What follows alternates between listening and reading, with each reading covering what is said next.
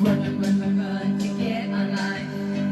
Listen to good news all the time. If you look for news that makes you feel so fine, tune into good news when you get online. Live affirming, thought-provoking stories and more. News that makes you smile before you walk out the door. If you're looking for news to enrich your mind, tune into good news when you get online. Run to get online. Listen to good news all the time. Run to get online.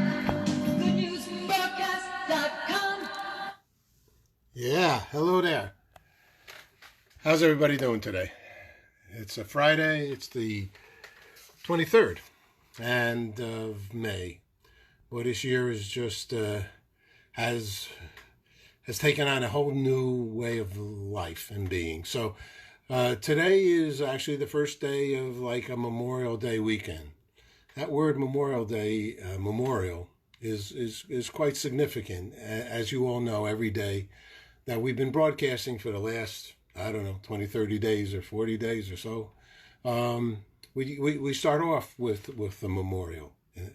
And we start off with very many times with St. Francis of Assisi, talking about life after death and about freedom. And however, this is still a very difficult time for everybody. And Memorial Day is as well for so many that have lost people during war times.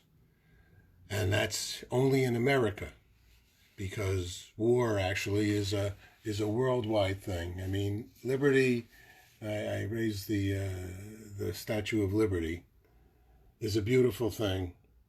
And unfortunately, everybody would like to have liberty and live a life of peace and harmony. So today's program, we have a very revered and respected Major Colonel Jonathan Woodson from the Army Reserve, talking about how patriotism and Memorial Day is different this year. And he has, a wealth of knowledge and experience, and it was a big honor to speak with him. After the Major, we have Rebecca Huff. Rebecca is somebody I met just recently on the phone in the process of improving our website, which we're working on now, and changing it a bit. And I think it's going to be exciting for everybody. And she has a very positive attitude on life. She's an organic mom, and she talks about being positive. I think that's all we can say, to make yourself happier and things you can do. And today's inspiration message is going to come from a renowned gentleman who's not with us anymore, sadly, and his name was Robin Williams. And he gives some tribute from a Norman Lear play about the flag of America. So let's go to the flag of America and Robin Williams. And I think we'll be quite happy that we had a moment to reflect on the brilliance of this gentleman. He gave a lot of good happiness to our country and to many people worldwide. Boom.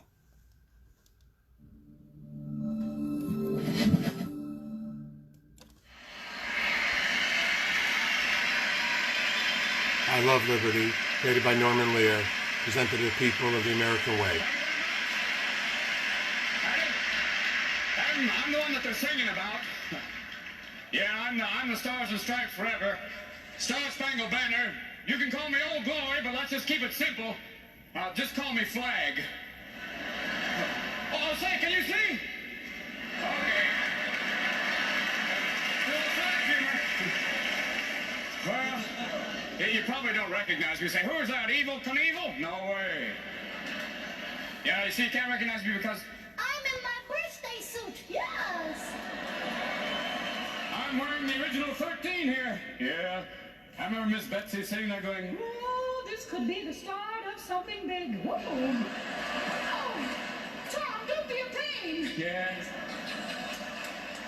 I was born June 14th, 1777. That makes me a Gemini. Hey, Pete.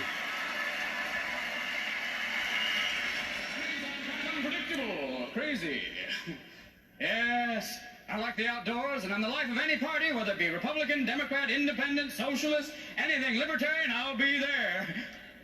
You know, I'm 204 years old. People say, Flag, how do you stay so young? Is it jogging? No. Is it tennis? No. It's waving.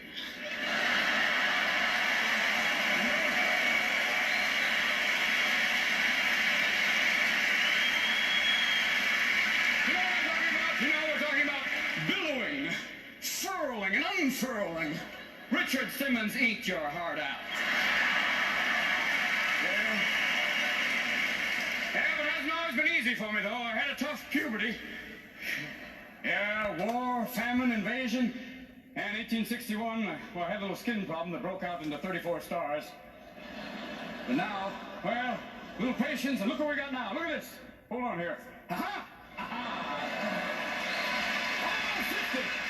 Everybody's on here. Look at this. Alaska.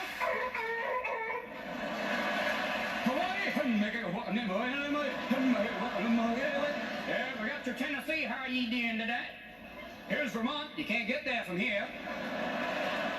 And there's California. For sure, totally. Like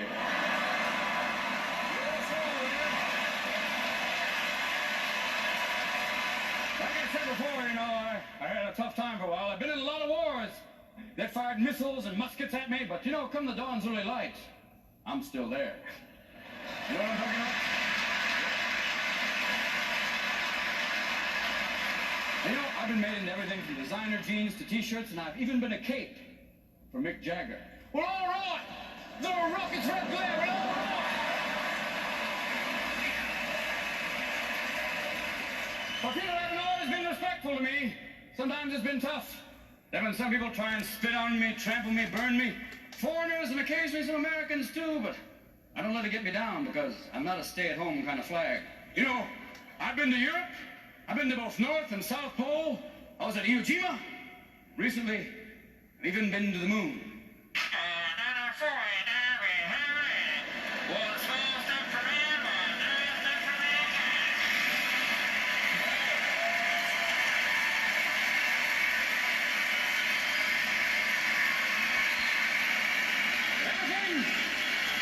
You see me in all sorts of different postures. When I'm like this, that means everything is okay. When I'm upside down, well, put on your Mae West and hit the deck. But when I'm like this, well, that's not my favorite position because, well, that's half-mast. I don't mean to bum you out. I didn't come here to depress you. But I gotta tell you something honestly. I haven't been getting out much lately. I guess it's not very chic to put up the flag anymore, you know? Muffin and I have a flag, but we haven't found it for very long. Hey, but look at it this way. Don't look at it as saluting me. Look at it as saluting yourselves. You know, hey, I'm just a flag, a symbol. You're the people. If I may say so from here, long may you wave.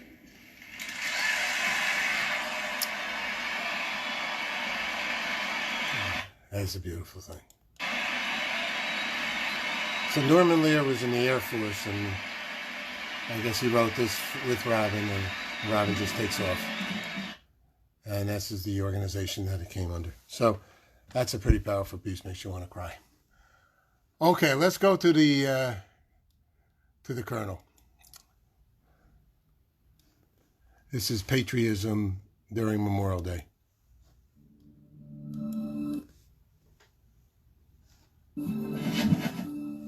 Hi, Paul Sackett, Good News Broadcast. I'm speaking with Major General Jonathan Woodson from the Army Reserve Medical Command, the commanding general. And we're going to talk about patriotism during a pandemic, how it'll be different, and what a big honor to get to speak to the Major General. How are you today? I'm fine. Thanks for having me on your show, Paul. How's it going to be? Is it going to be a virtual Memorial Day? Well, you bring up good points. You know, obviously this is unprecedented times where there are major constraints on large gatherings, and we need to practice good social distancing to stem the tide of this COVID infection. And so Memorial Day is going to look different this year. There won't be the large parades and the large gatherings and maybe the large cookouts that people are used to. But still in all, I think it's a time when Americans, particularly at this time, because we're in this crisis together, should reflect on the service and sacrifice of those who in the past were called to defend the nation and as a result lost their lives. And that's what Memorial Day is all about. So it'll be more of a quiet reflection. I think families should particularly look at members of their family that have served and sacrificed, but remember all that have served and sacrificed from recent campaigns to the greatest generation and beyond. Well, I have been since a little boy, believe that this day is probably the most important day in by far in the United States and anywhere in the world on Memorial Days, which is us, there are Memorial Days everywhere in the world. And there may be opportunities for, individuals to go out and see those small memorials in their town, observing social distancing. But, these memorials are erected all over the country and for most of the year and for perhaps many decades go unnoticed. So this is an opportunity to have a more intimate and quiet reflection on those who served and sacrificed. This is so, and we're almost in a little bit of a pandemic. We have memorials going on as a result of just the pandemic itself, right? This is not a happy time for many people, is it? No, it's not. But again, by reflecting on the past, we also can see how we can come through tough times and make it to a better tomorrow. So there's opportunity in those reflections as well to see a brighter future. You're an optimistic, positive guy. That's great. Let me ask you a question here. Memorial Day and Veterans Day, what is the difference? Well, that's a great question, and it's often confused. Memorial Day is that specific holiday, last Monday in May, in which we reflect on the fallen, those who have served and sacrificed, or as Lincoln said, gave that last full measure of devotion. So it is about honoring the war dead. Veterans Day is about recognizing and honoring the service of all veterans. Many of whom, of course, will be alive and you can thank in person or maybe continuing to serve. So it's about honoring those folks who have served in the military and the armed forces. How will you observe this year, the Memorial Day, the day? Well, I think within our family we will be reflecting on those members of our family that have served and sacrificed. I will personally be reflecting on people I served with who have also sacrificed.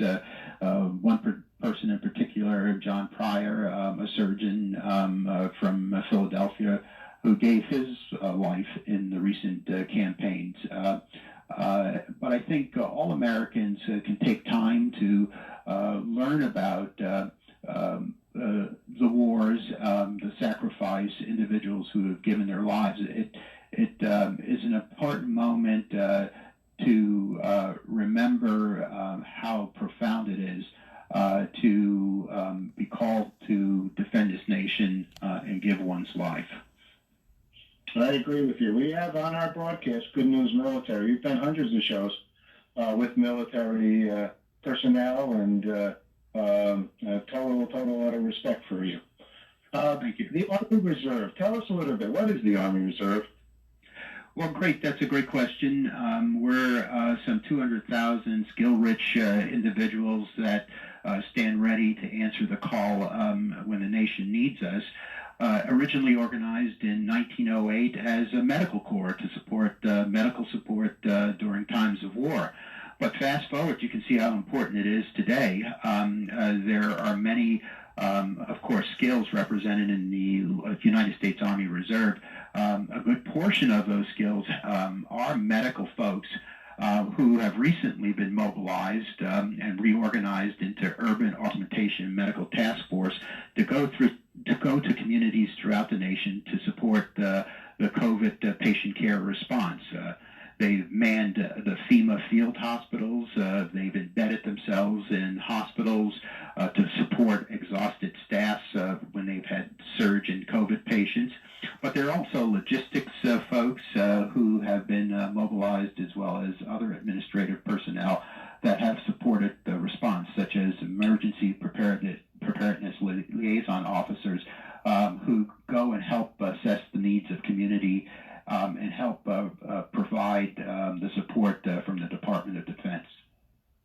I know when you hear that they've, excuse me, and it said exactly like this, we've called out the Army Reserve. I'll be frank with you, you get a sense of, I don't know what they call it, comfort, or a sense of that this is going to be taken care of, whatever has to be taken care of. You've built a reputation that's impeccable. Well, thank you for saying that, and I do think you're right that when there are these desperate situations and you do see men and women show up in uniform, there is that sense of confidence that we can get through this. But importantly, I think we also provide specific skills and capabilities that help support communities through the period of crisis. Of course, and support the nations in wars as well. So, someone in the Army Reserve, is there schooling, or I recollect that you have to go a certain amount of time to get into the Army Reserve. How does someone become a part of the Army Reserve? Hey, Michael. Well, first, you need to express the interest, and I would encourage all of your listeners who might have a skill that's appropriate for the Army Reserve to do that. But you're right. You do come in, and there's the military training that you receive. We do recruit people, obviously, with special skills, such as doctors and nurses who come trained and then can support specific functional areas.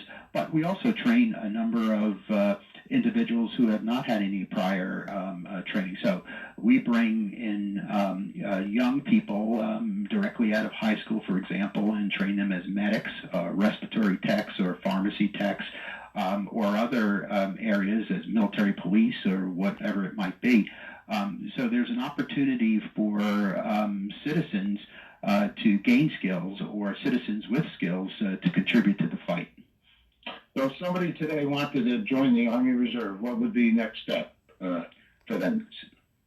So they could easily go on and Google the United States Army Reserve and identify the recruiter and who could give them information. If individuals wanted to know specifically about our current support, they can go to usar.army.mil/COVID-19 response to learn about what we've done, how we've organized and responded to the COVID crisis. Whoa, excuse me. And how possibly they could get involved as well, if that's the way they felt was appropriate for them? Yes. That's really good. You're doing a great job, Major. Thank you. I feel security just talking with you on the phone, to be honest.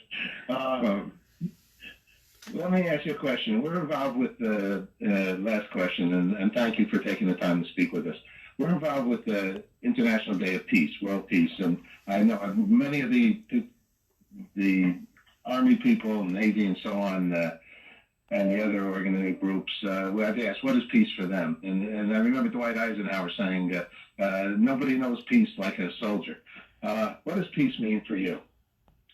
Well, clearly peace is that aspirational state that we would hope for all of humanity, where people coexist and pursue some of those basic items that are listed in our Constitution, which is life, liberty, and the pursuit of happiness, where we can be mutually supportive. And that's what we've got to work toward every day. So it is important to have that aspiration for the country and for the world as we go forward. Major General Jonathan Woodson, thank you so much, and thank you for your service, and just thanks for your real good soul and heart for helping so many. Thank you. Good to talk to you, Paul. Okay. That's the Major General. Okay. Next, I would like, I interviewed this lady, Rebecca Huff, Organic Mom, and she also was in the service. And I thought it was appropriate because she spent a bunch of years in the service. But she has a lot of wisdom, and I think we can all learn a little bit about making our life a little happier. Hi, Paul Sladkus, Good News Broadcast, speaking to Rebecca. Hi, Rebecca. How are you? I'm great. How are you doing today, Paul? I'm doing real well. I'm excited to speak with you because you're a good news person. And you Thank write you. you write a blog, and you're just about happiness. And tell us a little bit about yourself and how did you get into sharing the good in the world? Well, I am a mom of 6 children from the age 28 all the way down to 11. And I just have always had a passion for sharing information with other people, especially things that can make our lives better. And so one of the things that I feel like a lot of people struggle with is unhappiness.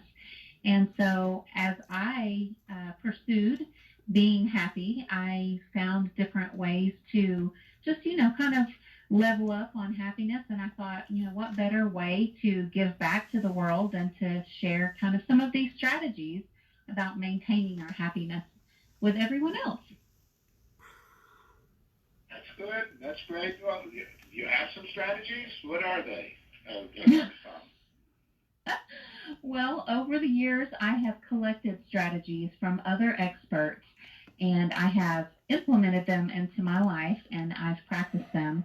And yeah, so you want me to tell you some of the things that I personally do? Yes, because I know you and I had a conversation. You're involved with a web building company that has one of those gorgeous websites and themes and so on. So, and have a nice family. I saw your pictures of the family and things. So, yeah, I want to be you. I think you're doing a pretty good job spreading happiness yourself there, Paul. But some of the things that I personally do, one thing that has really helped me over the years is to get up in time for morning sunlight. So one of the first things I do is I spend the morning outside. Either I take my dog for a walk or I have coffee on the balcony. And if it's, bad weather outside, I'll just at least open my blinds and let the natural light come inside, because I found that natural light tends to make us happier. And so that's one of the first things that I do every day without fail is I make sure that I get light. So that has helped a lot. And then another part of that kind of goes hand in hand with the sunlight is exercise. And so whenever we get our blood pumping and we're moving our body, and especially, for those of us who are able-bodied and can, move around and walk, that's really important to not take that for granted. There are so many people on this earth who don't have that privilege to be able to walk. So that's something to be thankful for. And so as I'm walking every day, I just express my gratitude that I am able to do that, and I enjoy the outdoors. So that's another part of it. So that is just a really good way to start off the day with kind of happiness in your favor. And so that's just part of my routine. And my routine is another part of, I feel like, practicing happiness. So when I do the same things, kind of getting in a routine of practicing these, what I would call happiness hacks or happiness habits, it tends to make me feel happier. And then another really important thing, I think, Paul, is to try to avoid complaining a lot. To try to see the happier or the more positive side, even if you're like me, a person who doesn't naturally see things optimistically, just to practice seeing things in a more positive light. And after a while of practicing it, you will get better at it. Good. I like the art of positive thinking.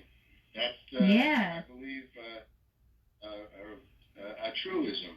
I believe, actually, everything you just said, I agree with wholeheartedly, and even scientifically. I worked on the Brain series for PBS back in the early 80s, and we did a story about light and about as affecting winter-depressed people because, the sunlight is not as intense during the winter times. And we showed, even this was early on with PET scans, and we showed how the hypothalamus would grow. The whole, your mind would grow, your body grows. But we like sun, we like light, and we like energy. Exercise, and also increases the blood cells interaction. So you're on to something here. I'll agree with you.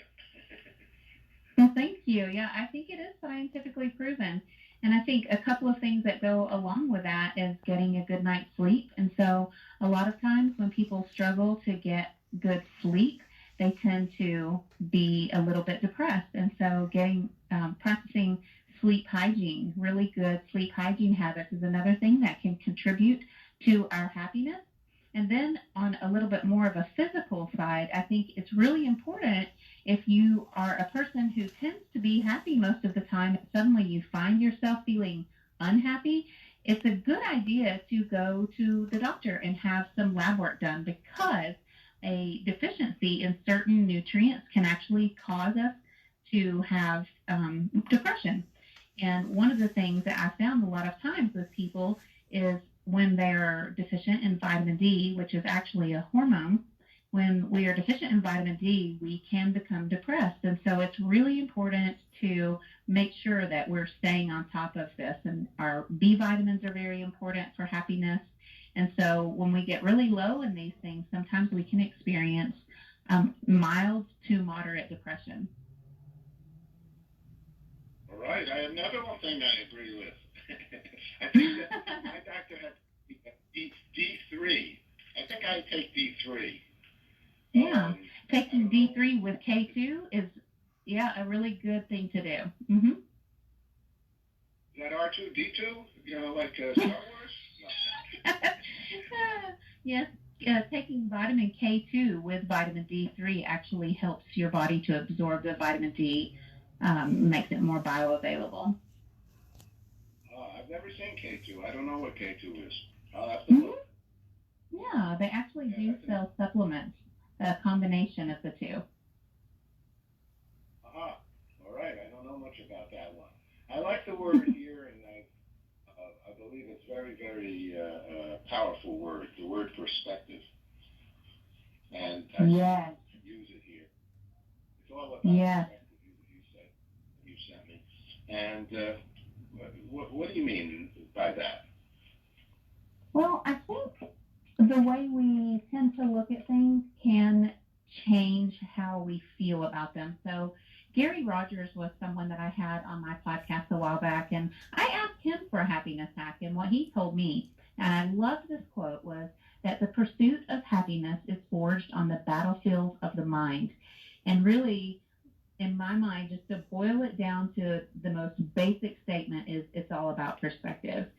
So, perhaps like we were talking about the weather and rain and sunshine. So one example that I like to give people is, say you wake up on the weekend and you're ready to just enjoy a weekend and you have all these plans, and then you pull back the curtains and all you see outside is just rain and gray, kind of gloomy weather, and you think, oh no, my weekend is ruined. Now, I'm so sad. So that's kind of the perspective that you could have that would be kind of an unhappiness kind of side of it. But what if instead of seeing that rainy day with the, kind of a dreary look outside, you decided, wow, this is a great opportunity for me to snuggle up and get cozy on my couch and light a fire and grab that book I'm behind on. I've been wanting to read that book, and I'm going to make myself a cup of hot tea with a little splash of honey, and just going to curl up with this blanket and just listen to the relaxing music and listen to the rain and read this book. So it's kind of a matter of how you choose to look at things. So you can choose to look at it as a lost opportunity to spend the weekend outside, perhaps. Or you can see it as an opportunity to catch up on reading, to take a little bit of rest and practice a little bit of self-care. So I think that's an easy example for people to see. I'm going to ask you one last question, then another, got just a couple of questions about the peace and so on. But so how does Rebecca do this with 6 kids? Well, I actually only have a couple left at home. Most of them have grown up and left the nest. But I think for me, my kids have kept me on my toes with practicing happiness, because the last thing that my children wanted to see was a scowl on my face. And so a lot of times as a mom, my kids would look at me and they're like, if I have my eyebrows, furrowed, or if I have like the wrinkles between my, eyebrows, they're looking at me and they're like, Mom, what's wrong? So it's just been one of the things that I've practiced over the years, is to remember, my facial expression communicates a lot to my children, and they don't want to see me scowling all the time. And so I just would think about that. What if there was a mirror on their forehead and it kind of showed me what I looked like? So I think the children have actually contributed to my happiness over the years, to be honest. I'm sure they have. I'm sure they Mm-hmm. have. Their faces, I'm sure they give you a little aggravation too, but the point... For sure. None of us are free of that. I'll tell you, they have definitely tried me over the years. But the big picture is where I'm a grandpa, so I'm a lucky duck here. That's sweet. In that regard. So let me ask you just two, and I'd love to talk to you again, because I really like your energy and your perspective of positive thinking, and you express it very, very kindly. So I love that. We're involved with World Peace and the International Day of Peace. I created a movie also, Peace, Love, and Hope, based off of the Woodstock project that I did many years ago. And so I asked many people, and if I could ask you, what is peace for you, Rebecca? Wow, that's a really hard question. Well, I think peace for me is just remembering that, we can't control everything around us. There's all of these circumstances and things that happen in life. And, we could get bogged down in anxiety and stress and feelings of helplessness. Just these thoughts that everything around us can become so overwhelming, because we can't be in control of everything. And so sometimes when we allow that to come in and kind of steal our peace, then we find ourselves feeling fear and anxiety and unhappiness. And so I think it's really important to just keep our mind focused, and, to have faith in a higher power is something that I practice. And so I think just realizing that we can't be in control of everything, and just to the things that we can control, focus on those, and the things that we're not in control of, I put my trust in God to, take care of those things that are out of my control. For example, I think a lot of people can get really distraught when they start trying to help the environment. I actually have a second website that's all about reducing waste and, going green and being more eco-friendly. And sometimes when you research a lot of these things, of how people are using too much plastic and how the animals are dying here and there and all these trees are being cut down, it can become very overwhelming. You have to realize that you're just one person, but when everyone together does what they can do, one person here, one person there, one person, all of us, just one person, add up to a lot of people. So it's important to remember to do what you can do, but just to remember that pursuit of happiness is in your mind. You can only control what's in your little realm and what is in your mind. So I think it's just really important to focus on that, it's good to see the big picture, but sometimes when you try to take in the whole great big picture and feel like, oh, this is way too overwhelming, I'm helpless, I'm just one person. One person adds up to a lot of people when we're all working together. I agree with you. I would say I'm men and I'm women. I always say. So, well, thank you so much, and thank you for. I know you were in the service there for a while too, and I want to thank you Yes. for that outreach and doing that kind of work as well. And the websites that you have are what? My first What are your website is, blog- yeah, thank you.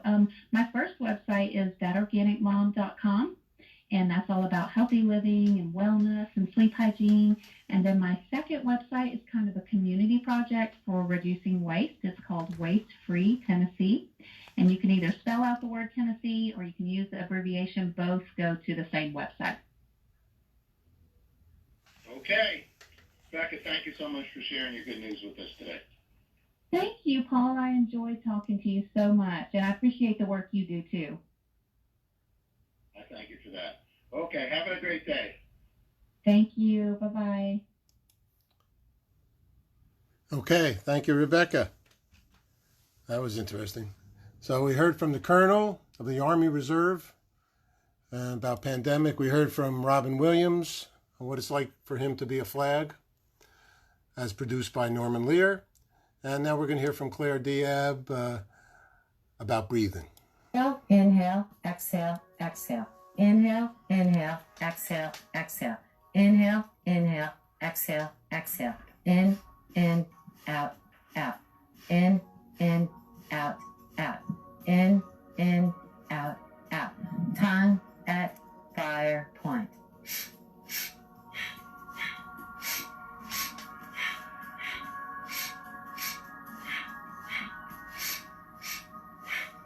And inhale and exhale. Notice how you feel now. This, for a firefighter, and the sounding breath are the two most important breathing techniques you can do, because you can use these on the job. You can use them on your way to the fire. You can use them when you're in it, regulating the blood sugar levels, the blood pressure, calming yourself. That would be the sounding breath.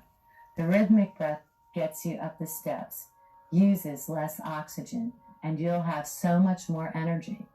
So when you do the in, out, out, for each breath, it's a step. So you would step, inhale, another step, inhale, and then another step, exhale, and another step, exhale. So it would be in, out, out. In, out, out. So go ahead and practice this in the stairs in your home or at work, because you want to practice it before, getting yourself in that situation. And you'll pick it up in no time. Just a few trial runs, up and down, a couple sets of steps, and you'll be fine, and you'll notice. It's really incredible. So go ahead and experience it, and you'll see. Thank you, Claire.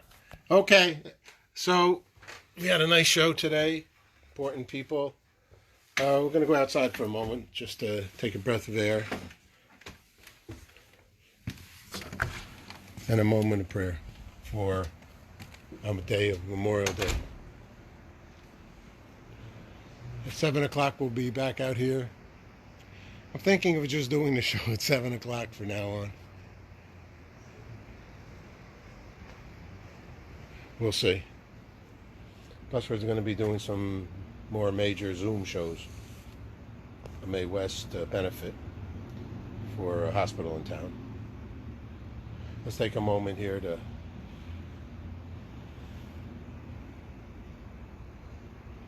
meditate.